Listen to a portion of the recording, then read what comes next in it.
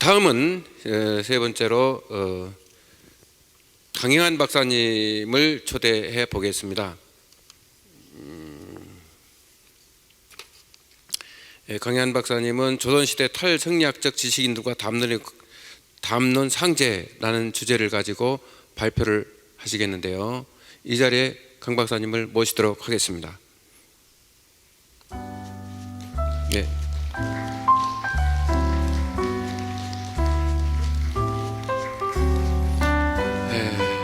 강영한 박사님은 경북대학교 사회학과에서 박사 학위를 하셨습니다. 현재 상생문화연구소 연구위원으로 재직하고 있습니다. 강 박사님은 사회학을 전공하셨으면서도 잃어버린 상제를 찾아서 동학이라고 하는 대단한 책을 또 저술을 하셨고요. 동방조선의 천재라든지 이 땅은 강정산 여러 가지 책들을 저술하셨습니다.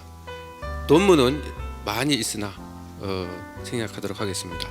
자, 강영한 박사님이 발표하시는 조선시대 탈성리학적 지식인들이 담론 상제에 대해서 들어보도록 하겠습니다.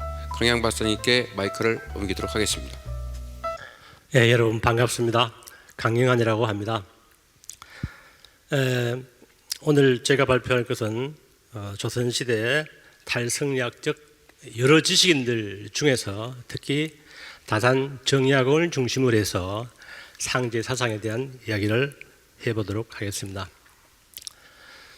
여러분 지금 화면을 한번 보시겠습니다. 여기에 여러 가지 개념들이 나열되어 있습니다.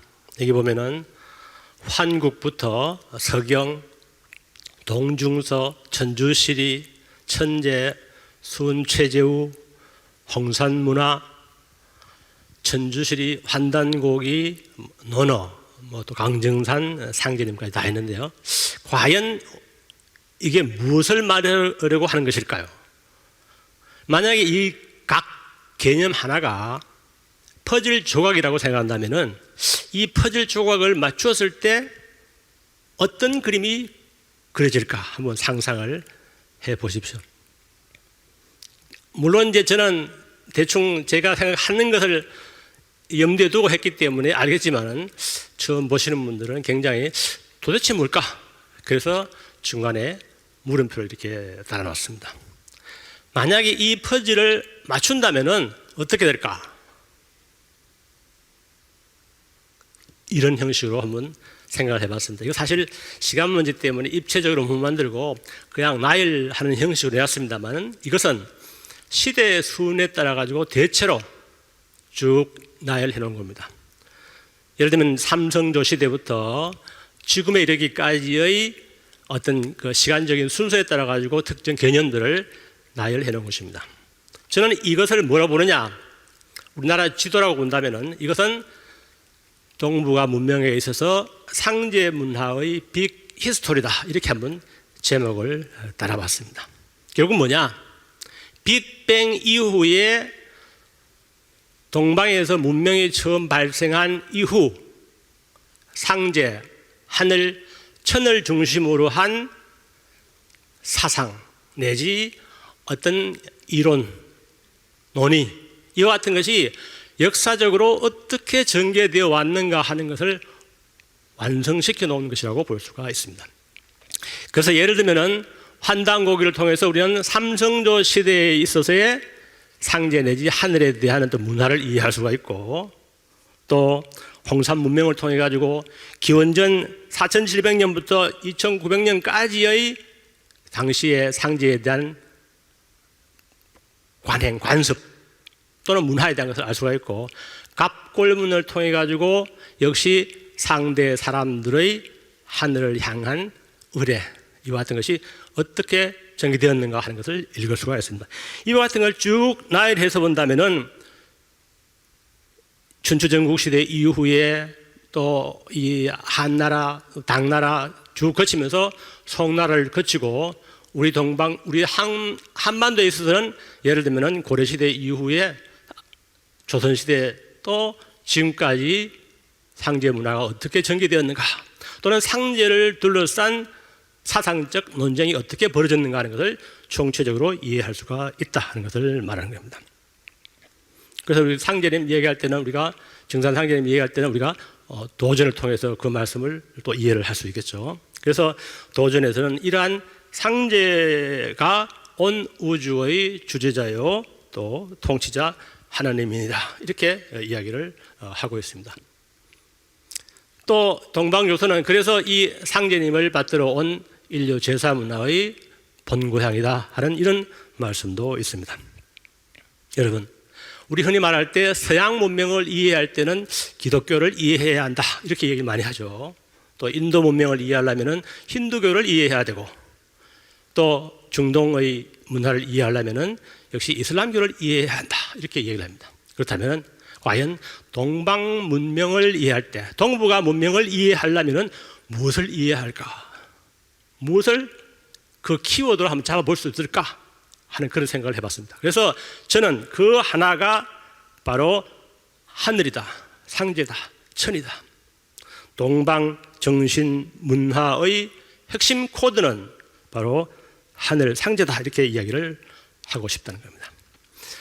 제가 이 천 내지 상제라는 개념이 얼마나 많이 쓰였는가 하는 것을 한번 이렇게 알아보기 위해 가지고 시경이나 서경이나 예기, 춘추번로, 묵자, 주자어류, 또 환단고기, 또 오늘 이야기하고자 하는 여유당 전서에 나오는 그런 책들을 대상으로 해가지고 실제로 그 용례가 어느 정도인지 한번 분석을 해봤어요. 그냥 이거는 뭐 대충 뽑아봤는 것이지만은 예를 들면 시경의 경우는 천자가 170회나 나오고 상제가 24회, 서경에서는 천이 279회, 상제가 32회 나옵니다. 아까 앞에서 얘기했습니다만 춘추번로, 동중서의 춘추번로에는 천자가 943번이 나오고 상제가 5번 정도 나옵니다. 묵자는 더욱 많아서 묵자에는 944번과 상제가 26회 나오고 있습니다. 오늘 이야기하고자 하는 여유당 전서에는 그 본문에만 천자가 3126회 나옵니다. 상제가 약 330회 나오고 있습니다. 환단고기에도 본문을 중심으로 본다면 천자의 쓰임이 473회나 나오고 있고 상제가 12번이나 나옵니다. 물론 이런 횟수를 가지고 이게 키워드다 뭐 핵심이다 할 수는 없지만은 적어도 이런 제가 아까 얘기했던 상제문화 빅히스토리 상에 있어서의 그런 사람들을 또는 어떤 경쟁 같은 걸 분석해 본다면 그만큼 이런 용례가 많다 하는 것을 이야기하고 있다.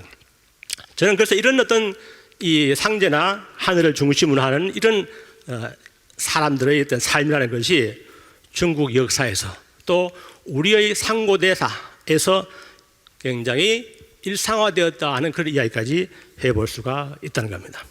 그런데 이 상제를 뭐 일신이라고 하든 뭐 또는 이 삼신이라고 하든 또는 삼신일체 상제라고 하든 이런 여러 가지 개념으로 쓰였는데 과연 이거 다 다른 존재냐 하는 거예요. 과연 어떤 존재일까 하는 것을 앞으로 이야기를 하고자 하는 겁니다. 문제는 특히 우리나라에서 조선시대에 들어와서는 주자학이 지배 이념이 되면서부터 소위 말하는 이 성리학의 철학화, 관념화 또는 뭐 형이상학화 그런 경향에 따라 가지고 천에 대한 어떤 그런 개념이 전부 다가 추상화되는 경향이 있다. 어떤 이치 내지 법칙으로 되어버리는 경향이 있습니다. 그런데 조선 후기에 들어오게 되면 이와 같은 성리학 내지 주자학에 대해서 조금 색다른 시각, 또 우리가 좀 표현이 이상합니다만은 조금 그 탈성리학적인 경향을 띠는 일군의 학자들이 등장하게 됩니다. 그 대표적인 사람이 미수허목이라든가 백호윤유라든가 또 오늘 이야기하고자 하는 다산 정약용입니다. 그래서 이들에게 구태여 이런 사람들, 일군의 사람들을 어떤 개념으로 묶자면은 저는 성리학으로부터 뭔가 조금 일탈한, 벗어난, 그래서 탈성리학이다 이렇게 이야기를 붙이고 있습니다. 물론 학계에서는 이것을 뭐 반성리학이다 이렇게 이야기합니다만은 저는 그 정도까지는 아닌 것 같고 단지 좀 탈성리학적인 경향이다 하는 그런 이야기를 해보고 있습니다. 왜 그러냐? 그들에게서는 주자학에는 나타나지 않는 천에 대한 인격신적 인식이 강하게 드러나는 겁니다. 그런 측면에서 볼 때 이와 같은 사람들을 대상으로 이 그림을 봤을 때 오늘 이야기하고자 하는 다산은 바로 상제문화 빅히스토리 상의 한 언저리, 그 끝부분의 한 부분을 차지하는 사람이 되겠습니다. 그래서 다산 정약용을 중심으로 해서 그의 사상 전반에 대한 것보다는 상제를 중심으로 한 다산의 생각, 다산의 이해를 초보적인 연구자로서 한번 어떤 것이었구나 하는 것을 한번 개괄적으로 살펴보는 데 초점을 두겠습니다. 사실 저는 전공자가 아니기 때문에 한국 사상 내지 다산 정리학의 공부를 이렇게 나름대로 해봤지만은 이제 저스트 비기너이기 때문에 깊이는 모르겠습니다. 그렇지만은 상제 사상을 중심으로 볼 때는 제가 그동안 이 상제 사상과 관련된 단행본이나 또는 이 논문을 한 400편 정도는 봤는데 대충 보니까 이런 흐름이구나 하는 것을 이해를 하겠더라는 거죠. 그런 측면에서 제가 한번 빅히스토리를 한번 그려봤습니다. 그래서 앞으로 이제 시간이 되면은 이제 조금 거기에 대한 것도 완성을 시켜 나갈 그런 생각입니다. 자, 다산을 얘기할 때 다산 사상의 핵심을 또는 다산 사상을 이해하는데 키워드를 상제라고 이해한다면은 그냥 키워드가 상제다 이렇게 얘기하면 좀 문제가 있겠죠. 그래서 저는 어떤 생각이 드냐, 다산 사상이 이러이러한 것으로 이루어졌기 때문에 그 사상을 분석해 보니까 상제라는 개념이 굉장히 많이 쓰이고 이걸 궁극적으로 이야기하는 것 같다라는 그런 어떤 생각에서 다산 사상 체계를 한번 이해를 해봤습니다. 그런데 고맙게도 다산은 자신의 사상을 이렇게 이야기를 합니다. 앞에 나와 있습니다만은 소위 자신의 그 사상 체계는 경학과 경세학으로 구분할 수가 있다. 그래서 육경과 사서로서 몸을 닦고 일표 이서로 천하와 국가를 다스리니 거기에 본말을 이루고 있다. 이렇게 얘기합니다. 한마디로 말하면은 경학이라는 것은 뭡니까? 경전을 해석을 하고 경전에 주석을 달고 하는 그런 활동을 말합니다. 다시 말하면은 주자가 사서 집주를 통해 가지고 자기 나름대로의 형이상학적인 그런 어떤 바탕 속에서 유학을 새롭게 체계화하고 재해석하고 이해하고 했었죠. 그래서 우리가 말할 때 새로운 주를 달았다 이렇게 얘기를 할 수 있습니다. 사서 집주라는 것이 바로 그런 것이고 주자학의 사서라는 것이 바로 그런 어떤 맥락에서 나온 새로운 철학 체계다. 그런데 다산 역시 경학에 대한 관심이 굉장히 많았습니다. 그가 유배해 있을 때 가장 많은 연구를 했던 것 중에도 바로 이 경학의 많은 부분을 차지하고 있습니다. 그런 측면에서 볼 때 다산은 주자와는 달리 주자와는 또 다른 유교에 대한 재해석을 하는 겁니다. 그 실제로 본다면 다산은 주자 사상의 많은 것을 비판을 하고 그게 아니고 이거다라고 이렇게 바로잡는 그런 경향이 굉장히 많습니다. 다산의 이런 경학을 대표하는 것이 뭐냐면은 논어에 대한 책인데 논어 고금주입니다. 또 맹자와 관련돼서 맹자요의 같은 것이 있습니다. 그런데 이러한 책들에 보면 모든 것이 나오냐, 상제와 관련시켜 본다면 가장 우리가 초점을 둘 수 있는 것 중에 하나가 상제 내지 천, 하늘을 어떻게 보고 있느냐는 거예요. 그래서 그것이 바로 나와 있습니다.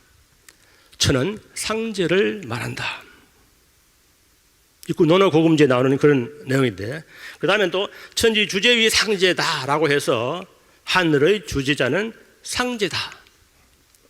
또는 상제를 천이라고 하거나 또는 호천이라고 하거나 또는 상제를 하늘이라고 하는 것, 이런 것은 전부 다 상제와 하늘과의 관계를 어떻게 보느냐는 거죠. 성리학에서는 천을 리라고 봤어요. 그런데 다산은 대부분 이와 같이 상제와 관련시켜서 이야기를 하고 상제의 구체적인 속성까지 이야기를 하고 있습니다. 그 외 또한 경학에서 본다면 역학서원이나 주역사전이 있는데 이 역학서원과 주역사전은 주역이나 또는 전복, 점에 대한 이야기를 하는 거예요. 근데 우리는 보통 지금 많은 사람이 그렇게 생각합니다. 주역이라든가 뭐 점을 치게 되면 그 미신이니 뭐 어떠냐 그런 이야기 많이 하는데 다사는 그게 아니다는 거예요. 이건 왜 무엇을 위해서 여기 지어졌는가? 그건 바로 성인이 하늘의 명을 청하여 하늘의 뜻을 따르기 위한 것이다. 이렇게 보고 있습니다. 또한 점치는 법은 처음에는 천명을 받들어 백성의 삶을 이끌기 위해서 그렇다는 거죠. 결국은 이 점을 친다든가 내지 이 주역에 대한 어떤 것이 궁극적인 목적이 뭐냐 하는 그런 것을 말하는데 이것은 소사상제, 상제를 받들기 위한 그런 어떤 전복을 위한 것이다. 상제의 뜻을 알고 또 상제의 의지를 따르고 상제의 명을 받아들이기 위해서 바로 점을 그 수단으로 삼았다 하는 것을 말합니다. 이런 측면에서 본다면 여기라는 것은 결국 하늘을 경외하고 또 천명을 받드는 방법으로 나왔다는 것입니다. 문제는 이제 그런데 지금 왜 현대인들은 그것을 미신이니 또는 술순이 그렇게 생각할까? 그것은 바로 춘추시대 이후에 그러한 결과가 시작되었다 이렇게 얘기를 합니다. 왜냐?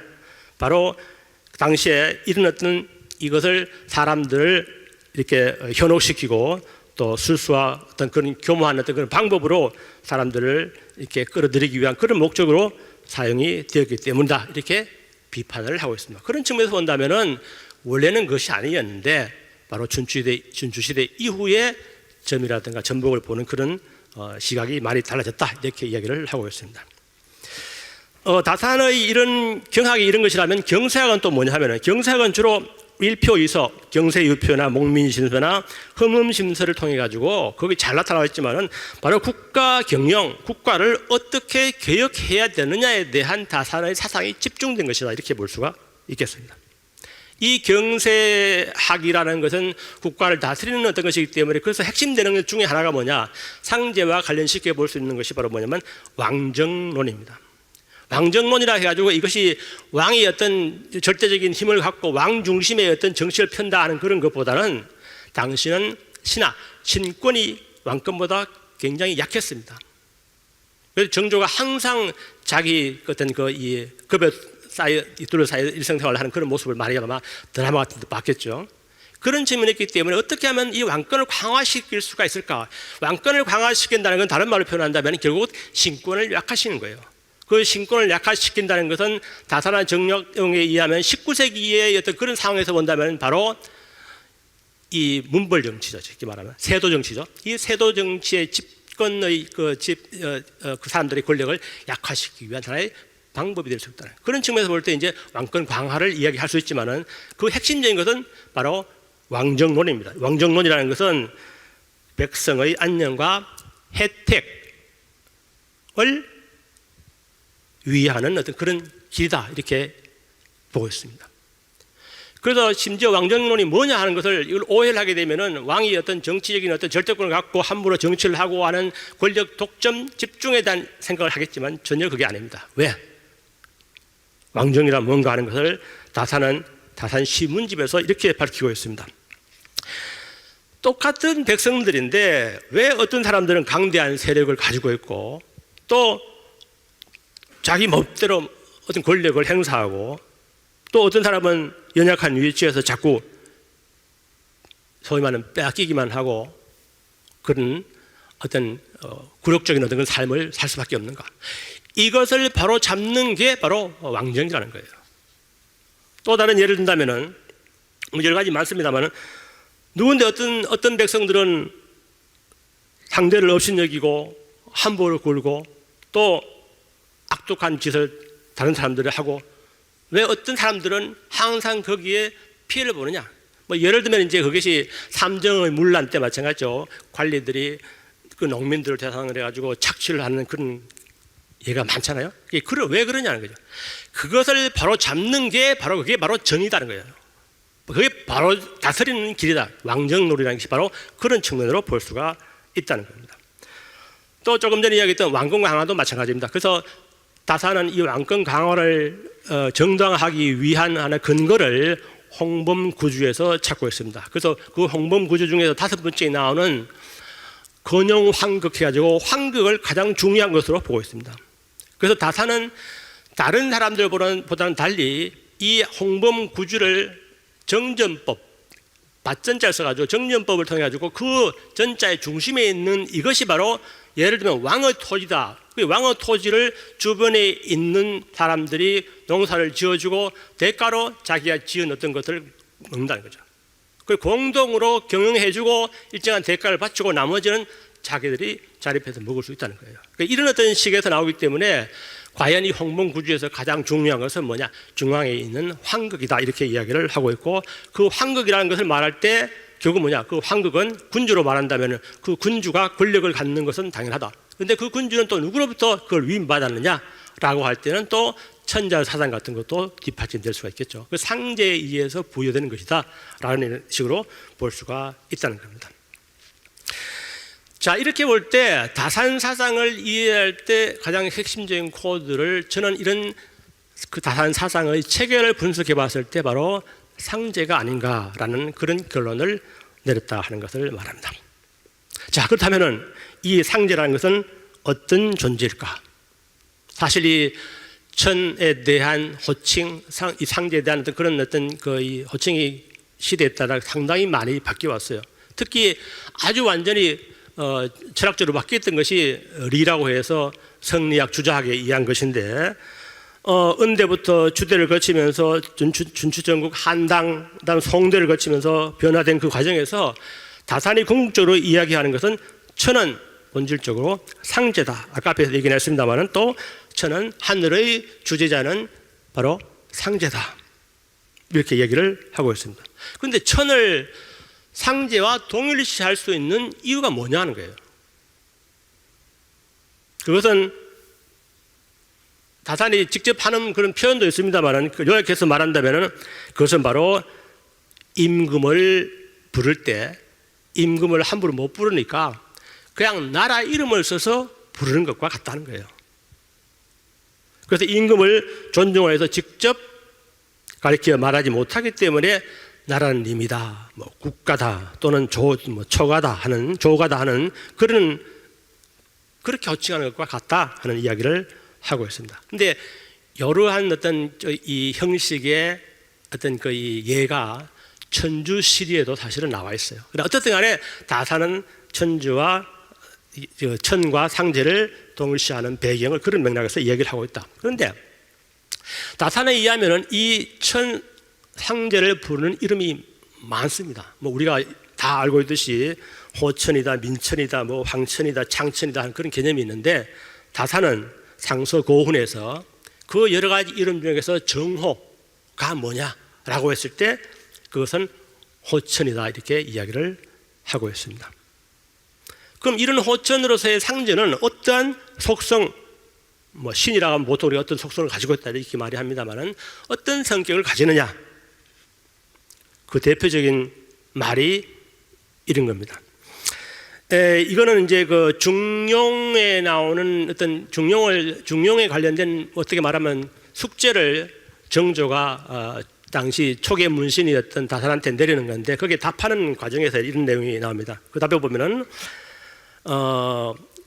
영명 주제지천, 영명 유형지천과 영명 주제지천과 창창 유형지천이라는 개념이 나옵니다. 그래서 여기 말할 때 영명성과 주제성을 상제의 속성으로 한다 이렇게 볼 수가 있습니다. 영명성이라는 것은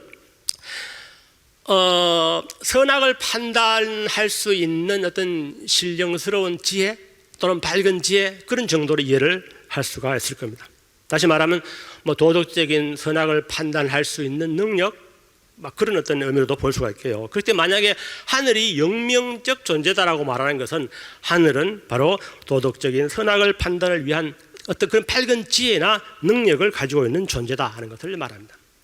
또 한 가지는 주제성인데 주제라는 것은 의지적으로 상제가 만사 만물을 다스릴 수 있는 어떤 그런 성격을 말하는 것인데 예를 들면 이제 신의 세계, 여러 신을 다스리는 것도 주재한다는 측면으로 볼 수가 있고, 또 천지의 운행이라든가 만물의 생성을 주재하는 것도 마찬가지 개념으로 볼 수가 있습니다. 바로 이러한 영명성과 주재성을 속성으로 하는 상제는 그럼 어떤 존재일 수밖에 없느냐? 저는 그것을 바로 인격적인 존재일 수밖에 없다는 거예요. 인격성을 특성으로 한다. 그래서 자연적으로 자기 어떤 의지, 능력, 또 어떤 감정, 또 사랑과 뭐 애정과 분노에 대한 어떤 그런 표현을 할 수 있는 존재. 그렇기 때문에 상제에 가는 것은 뭐냐? 인간에 대해서 어떤 상벌을 내릴 수가 있는 그런 존재이기도 하다는 것을 말합니다. 이 상제의 속성을 알 수 있는 또 다른 말이 있는데 그 내용이 조화와 제재와 안양이라는 개념을 쓰는 다산의 말입니다. 이 조화라는 개념 자체는 사실 어려운 개념인데, 뭐 아까 앞에서도 그런 개념이 나왔습니다만은, 이 주자학에서의 어떤 조화라는 개념은 사실 이거는 음양의 변화, 그래서 기의 작용을 말하는 것이죠. 그런데 그 기의 작용을 가능하게 하는 원리가 바로 태극이고 리예요. 그런데 다산은 그럼 이걸 뭐로 봤을까? 저는 이런 측면에서 아직도 반신반의합니다만, 다산의 이 조화의 개념에는 창조의 개념이 조금 들어가 있는 것 같아요. 우리 보통 동양에서는 뭐 이 조화할 때는 뭐 생성과 변화를 이야기 많이 합니다만은, 이것은 제가 볼 때는 천주시리에 나오는 마테오 리치가 이야기했던 조화의 개념하고 비슷해요. 그런데 천주시리에 나오는 조화가 마테오 리치는 뭘 쓰느냐? 창조 개념과 굉장히 비슷하게 씁니다. 그래서 한번 일회적인 사건으로서 했던 그런 창조를 이야기를 하는 경우가 많습니다. 그래서 이 다산은 직접적으로 그럼 조화가 뭐냐 하는 것을 이렇게 정의를 하고 있습니다. 화면에 보시면 나옵니다만은, 무릇 유형의 것이 무형의 것으로부터 나오는 것을 일러 조화라고 한다. 이게 사실 창조하고 굉장히 비슷한 개념이다. 그렇죠? 그런데 다산은 그 또 본문에 원래 다산의 글 속에 뭐가 나오느냐 하면은, 그 뒤에 보면은 왕필이 썼던 그 주역주 그 입경가 뒤에 나오는 이 왕필의 이런 말이 있습니다. 제라는 것은 생물지주다. 생물지주라는 건 뭡니까? 제라는 것은 만물을 낳는 주인이라는 거예요. 자, 이렇게 본다면 여기서 볼 때 상제, 제라는 개념을 통해 가지고 다산이 말하고자 하는 것은 뭘까? 바로 유형의 만물은 무형인 상제로부터 생성된다는 거죠. 이렇게 본다면 사실 다산의 이런 조화 개념은 어느 정도는 창조주의 개념을 가지고 있다고 볼 수가 있고, 상제는 조화주다, 이렇게도 볼 수가 있을 겁니다. 다산의 또 다른 특성은 제재와 안양한다는 것인데, 이것도 마찬가지로 일단 만물을 다스리고 기르는 어떤 그런 존재라고 볼 수가 있습니다. 다산은 이러한 존재로서의 상제를 궁극적으로 모든 신의 최고적인 존재, 최고신 또는 지고신이다, 이렇게 얘기를 하고 있습니다. 그래서 그가 쓰는 말을 표현을 한다면은, 상제는 만물의 조상이요 백신의 우두머리다, 이렇게 이해를 합니다. 그럼 상제는 뭐냐? 상제도 역시 귀신의 하나입니다. 귀신의 하나인데 만신 중에서 그래도 가장 높은 신으로서 다른 신들을 거느리고 통제한다는, 그러다 하나까지 주재한다는 그런 개념도 이야기를 해볼 수가 있습니다. 바로 이렇게 상제를 영명이라는 어떤 특성, 주제라는 어떤 그런 특성을 통해서 인격성을 부여한 것이, 이게 바로 하늘의 인격적인 존재를 설정하지 않은 생리학, 주자학을 뛰어넘는, 뛰어넘는 것이 또 좀 가치 개념으로 보니까 좀 문제가 있습니다만, 어떤 차이 있는 다른 그런 어떤 모습으로 볼 수가 있겠습니다. 자, 그렇다면은 과연 이 다산이 봤을 때 우리에게 전해주고자 하는 가장 핵심적인 메시지는 뭘까 하는 그런 것을 생각을 한번 해봤습니다. 흔히 다산을 둘러싸서 다산이 천주교도였는가 아니었는가, 다산이 비판한 것이 주자학 전체인가 아니면 조선의 주자학인가, 또 원시 고경에서 상제를 왜 불러왔는가, 이런 여러 가지 이야기를 하는데, 저는 그건 굉장히 주변적인 이야기로 보고 있어요. 가장 핵심적인 것이 뭐냐? 상제에 대한 이야기다. 왜 상제를 얘기하고 있는가? 다산은 왜 당시 자신이 성리학의 자양분을 먹고 자란 사람이고 성리학으로 사회화된 사람인데 왜 그 성리학에서 천정리를 비판하고 이런 신적인 존재를 통해 가지고 리를 대체하려고 했는가 하는 거예요. 저는 다산 사상의 가장 핵심적인 것은 그라고 보고 있습니다. 그래서 그런 측면에서 볼 때 다산이 궁극적으로 전하진 메시지가 뭐냐? 제가 많이 쓰는 것인데 이게 바로 상제로 돌아가라는 개념이 되겠습니다. 상제로 돌아가라. 그 왜 상제로 돌아가야 하는가 하는 그런 이야기를 해볼 수가 있겠죠. 다산은 이 상제로 돌아가는 이야기를 궁극적으로 말했을 때는 그 당시 시대적인 상황과 관련시켜서 설명을 해야 됩니다. 왜? 당시 다산의 눈에 보이는 시대적인 상황은 세상이 썩고 병들었다 하는 것을 말하는 겁니다. 물론 조선 후기라는 것이 사회적으로 본다면 중세 사회가 해체되는 그런 과정이기 때문에 사회적인 위기는 맞죠. 또 구체적으로 정치라든가 뭐 당정이라든가 또는 세도 정치라든가 뭐 군권과 신권 간의 어떤 그런 갈등 문제라든가 사회 경제적으로 삼정의 문란이라든가 부정부패라든가 성리학의 그런 개혁에 대한 미온적인 태도라든가 민중들의 피폐한 모습이라든가 이런 걸 다 하게 되면은 뭐 그 당시에 사회적으로 뭔가 개혁도 되어 있었지만은 제가 볼 때는 어떻든 간에 전환기적인 상황이기 때문에 굉장히 위기적인 상황이었다 이렇게 본다면은 틀림없다는 거죠. 그래서 이런 것을 가장 잘 보여주는 시가 다산은 수많은 시를 통해 가지고 당시 민중들 삶을 고발하고 있고 또 지배층을 비판하고 있죠. 그 대표적인 시가 애절량이라는 시입니다. 뭐 이건 여러분 많은 사람들이 알고 있는데 뭐 제가 표현하기 그래서 뭐 거시기를 자른 것을 슬퍼하다 하는 그런 형식으로 조금 바꿔가지고 제목을 달았습니다만은 세금 거두고 하는 문제, 집에 있는 뭐 소를 강제적으로 끌어가고 있는 문제라든가 이런 여러 가지 집안 관료들이 가지고 있던 문제점 때문에 한 집안의 가장이 너무나 억울하고 울분을 참을 수가 없어가지고 자기 생식기를 칼로 자르는 이런 비참한 가슴 아픈 그런 시입니다. 이게 굉장히 상징적이지만 그 시대 상황을 잘 표현하고 있습니다. 그래서 이 시대 상황을 총체적으로 말할 때 다산은 구체적으로 자신의 말로 이렇게 표현을 하고 있습니다. 시대 진단을 세상이 썩은 지는 오래다. 곰곰 생각해 보니까 털끝만큼 작은 일가지도 병들지 않은 곳이 없으니 이거 안 고치면 곧 망한다 라는 그런 표현을 하고 있습니다. 다시 말하면 결국 당시 사회가 잘못이 되어도 크게 잘못되었다, 병들었다. 그 병을 저는 다른 말로 아까 앞에서 천지병도 나왔습니다만 이건 사회병이다, 저는 그렇게 표현을 해보고 싶습니다. 그래서 이 당시 사회의 이런 사회병을 고치기는 어떻게 됐냐, 그 근본적인 원인은 다산은 바로 이렇게 합니다. 인간이 바로 신과의 관계를 잊어먹었다는 거죠.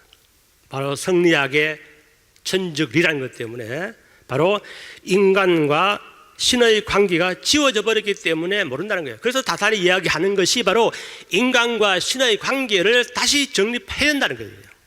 그 과정에서 나오는 것이 바로 상제가 나오는 겁니다. 그래서 다산은 당시 이 성리학 사회의 지배 이념이었던 특히 이런 성리학의 리에 대한 것을 많이 비판을 합니다. 그 비판 내용들이 같은 아까 앞에서 얘기했듯이 주자학을 먹고 자란 어떤 그런 사람인데 리라는 것이 경전에도 근거도 없고 리는 주제 능력도 없고 리는 인격적인 존재도 아니고 하기 때문에 결국 실체가 없는 리로는 사회를 계획하는 것이 불가능하다. 그래서 다산이 외친 것이 바로 상제로 돌아가라는 겁니다. 그런데 그거 어디서 그런 어떤 생각을 했느냐 하면은 다산의 표현에 의하면 그가 고경에 대해서 관심을 가졌다 얘기했죠. 그래서 고경에 보니까 그런 이야기가 나오더라. 대표적인 것 중에 하나가 맹자요의에서 다산이 이렇게 말합니다. 옛날 학문에 바로 천하를 모두 구제할 수 있는 길이 있다는 거예요. 그 고경으로 관심을 갖게 되고 그 당시에 미술이라든가 백호, 윤유도 마찬가지로 고경에 대한 관심이 그게 그 시대적인 상황, 탈성리학자들이 가지고 있었던 공통 분모였습니다. 그들은 뭐 상제를 일권 정도 얘기 안 했지만 다산의 경우는 그 처방을 아주 극적인 처방을 내립니다. 그래서 다산은 바로 이렇게 털노라기 하나만큼이라도 작은 어떤 그런 것이라도 병들지 않는 것이 없고 세상이 다 썩어버린 지 오래기 때문에 궁극적인 처방은 상제로 돌아가라는 겁니다. 조선 사회가 병든 이 상황은 그냥 뭐 우리가 법을 통해서 안 된다는 거예요. 그냥 양심을 통해서 안 된다는 거예요. 그냥 뭐 벽을 보고 참선을 하고 수련을 해가지고 도덕적으로 뭐 바로 돼가지고 뭘 잡을 수 있느냐? 안 된다는 거예요. 해석적 규범을 강화시켜야 되느냐? 안 된다는 거예요. 그러면 뭐가 되느냐?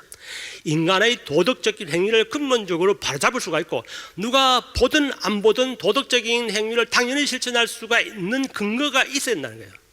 그걸 그냥 리를 공부한다 해가지고 벽을 보고 앉아가지고 참선을 한다 해가지고 되느냐? 안 된다는 거예요.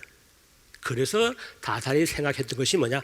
어떤 자기의 어떤 것을 감시할 수가 있고 윤리적인 어떤 구속자가 필요하다는 거예요. 그런 측면에서 바로 이야기했는 것이 그게 바로 천이고 그것을 다른 말하면 상제라는 거예요. 그래서 상제로 돌아가라는 이야기를 했다. 그래서 다산의 핵심적인 것이 뭐냐? 이게 조선 성리학자들이 이야기하지 못한 거죠. 다산은 그 상제를 재발견해서 결국은 유신론적인 유교, 저는 표현을 이거 상제유교다 이렇게 제 개인적으로 합니다만 상제유교로 돌아가자는 이야기예요. 그게 사회를 개선하는 길이다 하는 것을 말합니다. 그래서 이런 측면에서 볼 때 성리학을 많이 비판한다 얘기했지만은 또 성리학의 리에당을 비판을 이야기했지만은 그냥 마음속에 뭐 내 본연지성이 어떻고 뭐 기질지성이 어떻고 본연지성을 회복시켜야 되고 하는데 또 인간이 기질지성이 뭐 이게 때가 묻어가지고 뭐 어떻기 때문에 그런 것을 뭐 회복하고 탐욕을 인간의 욕구를 어떻게 해야 되고 하는 그런 이야기 그 백날 해도 소용이 없다는 거예요. 쉽게 말하면 다산의 이야기는 그런 내면적인 수양이나 내면에 마치 그런 본성이 있는 것처럼 하는 어떤 그런 행위 이것은 결국 우리가는 좌선의 병폐밖에 가져오지 않는다는 거예요. 그럼 결국 우리가 좌선을 하고 간다는 게 뭐냐? 그런 결실로 사회와의 관계, 자타에 대한 어떤 굉장히 이게 구분이 강해요. 그렇게 자기중심적이고 자기 내면적인 걸 자꾸 향하는 거예요. 그러면 이걸 자기 속으로만 자꾸 하다 보면 뭐가 되느냐? 사회에 대한 관심이 줄어들어 버려요.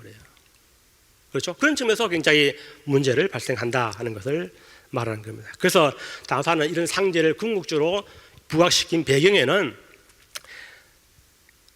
임진왜란부터 병자호란까지 양난 이후에 피폐해진 그런 민생을 버리고 당쟁을 일삼는 그런 행위를 보면서 성리학적 인간형으로서는 안 되겠다 하는 그런 어떤 측면에서 한번 자각해 나온 것이라고 볼 수가 있습니다. 특히 여러 시에서 많이 이야기합니다마는 양반 지배층에서 만연했던 도덕 불감증, 말로는 덕을 이야기하고 말로는 뭐 민을 이야기하지만 실제 돌아서는 안 볼 때는 딴짓하는 그런 어떤 이율배반적인 어떤 행위, 관료들의 비도덕적인 행위, 지방에 있는 관료들이 민중들을 착취해 나가는 삼정문란에서 보는 그런 어떤 행위에 대한 것, 바로 이런 것을 바로잡기 위해서는 궁극적으로 이런 어떤 상제가 있어야 된다 하는 것을 말하는 거죠. 자, 그런 어떤 측면에서 볼 때 다산의 이야기는 그렇다고 다산은 상제가 그러면 뭐 사람들에게 잘못하면 뭐 벌어주느냐? 주긴 준다는 거예요. 주는데 그것이 옛날 한날의 동중서가 이야기했던 그런 제의, 뭐 어떤 뭐 번개를 치고 뭐 홍수를 짓고 하는 그런 식이 아니라는 거예요. 그런 동중서적인 제의 현상이 아니라 주로 인간의 어떤 은밀한 어떤 그런 마음으로 그런 것을 하게 된다. 부끄럽게 하고 또 예를 들면은 어떤 죄의식을 갖게 하고 하는 그런 형태를 말하겠죠, 이게. 그래서 다산이 보고 있는 이런 인이예지라는 것이 성리학에서 말하는 인이예지하고는 달라요, 이게. 그래서 아주 현실적인 그런 이야기를 많이 해볼 수가 있겠다는 거죠. 자, 시간이 다 됐기 때문에 결론적인 이야기로 넘어갔어요. 그런데 중요한 것은 뭐냐? 그렇다면 이런 상제를 어떻게 해야 되느냐는 거예요. 일상생활 속에서 인간이 해야 될 것은 사상제다 이렇게 표현하고 싶은데 상제가 항상 나를 보고 있는 것처럼 내 주변에 있는 것처럼 생각을 하고 그래서 행동에 대해서 조심을 하고 생각하는 것도 조심을 한다는 거예요. 상제는 왜 그러냐? 영명스러운 존재이기 때문에 내가 어떤 생각을 하고 있는지까지 다 알아요. 그렇기 때문에 어두운 암실에 들어가게 되면 누구도 안 보죠. 그럼에도 불구하고 이 상제를 염두에 두게 되면 암실이 아닌 더 어두운 곳에 들어가도 함부로 행동을 못하는 거죠. 그렇기 때문에 뭐냐? 바로 도덕적인 행위를 이끌어낼 수가 있다는 그런 맥락으로 볼 수가 있습니다. 그래서 다사는 주작에서 이야기하는 소위 어떤 자기 내면에 있는 도덕 원리를 자각하는 그런 식의 어떤 마음 훈련이 아니라 그런 것을 통한 성경을 중시하는 것이 아니라 바로 이런 초월적인 존재인 상제를 대상으로 하는 성경의 자세를 중시하는 겁니다. 이 근본적으로 이제 성리학자들하고 다른 개념이라고 볼 수가 있겠습니다. 사실 이런 다산의 사상이 이후에 어떻게 되느냐? 앞에서 퇴계라든가 미수라든가 백호를 통해서 다산에게 전달되었다면 다산 이후의 상제 사상은 어떻게 연결되느냐? 다산은 종교적인 활동을 안 했지만 그럼에도 불구하고 이후에 연결되는데 이것은 바로 수은체제후로 연결되는 겁니다. 수은체제후의 이 19세기에서의 상제 담론을 거친 이후에는 바로 강준산 상제를 통해서 나오는 거죠. 도전에 대한 그 말씀이 있죠. 상제님 얘기하는 것이 주로 나는 무국상제다 하는 그런 어떤 개념이 바로 그런 거겠죠. 그래서 이 상제가 인간으로 오셔가지고 소위 10년 천지공사를 통해 가지고 후천의 세상을 열었다 하는 것을 알 수가 있습니다. 그래서 이 상제에 대한 구체적인 것은 아마 옆에 있는 사회자가 마지막 날 아마 발표를 할 겁니다. 네, 이상 마치겠습니다. 예, 수고하셨습니다. 조선시대의 탈성리학적 지식인들이 담론 상제라는 주제를 가지고 강현 박사님께서 좋은 의견을 제시해 주셨습니다. 강현 박사님은 탈성리학적 지식인들이 주요 담론이 상제, 천, 하늘이었고 옛 경전에 잠들어 있던 상제를 일깨워 새로운 도덕 질서를 발견하는 데 있다고 지적합니다. 특히 다산 정약용은 당시 성리학자들이 아무런 감정도 형체도 없는 리, 태극, 도 등 추상적인 어떤 개념에만 몰두하고 있다고 강하게 비판하면서 상제로 돌아가라 라고 애썼다는 것이죠. 상제로 돌아가라는 메시지는 인간이 잃어버린 상제를 재발견하여 상제의 존재를 바르게 알고 나아가 상제를 믿는 경외감을 통해 무너진 도덕 질서 및 병든 사회가 바로잡힐 수 있다는 것인데요. 다산은 개신공구의 자세로 하늘을 섬기는 신독을 중시했다는 것입니다. 강현 박사님은 신독이 하늘을 알려고 하는 것이며 천명의 소리요 상제의 명령을 듣고자 하는 것이라고 말하는데요. 이는 공경과 경외의 대상으로 상제가 계시며 인간이 나쁜 생각을 하거나 잘못된 행동을 하지 않도록 감독하는 존재임을 뜻합니다. 그래서 다산의 이러한 상제 문화를 실현하여 대중화한 것은 바로 수은 체제의에 의해 실현되었다고 강혜한 박사님은 밝히고 있습니다. 아주 좋은 의견을 들어서 감사합니다.